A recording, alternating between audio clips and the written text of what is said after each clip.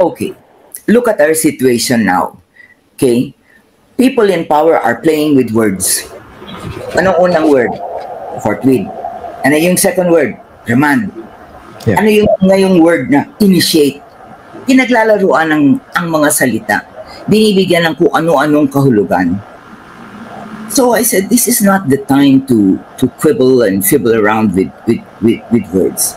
Kung meron kang iniisip at nais mong sabihin, then say it as you see it. If you don't agree, that's your prerogative. But I say it the way I see it. And that's how it is to me. Na pag ganyan ang ginagawa na, dapat hindi forthwith, dapat immediately, ay naku, kalokohan please. This is nothing to do with utak, ha? This is really absence of any principle whatsoever. Kaya tayong mga mamamayan talagang ako, I won't take it.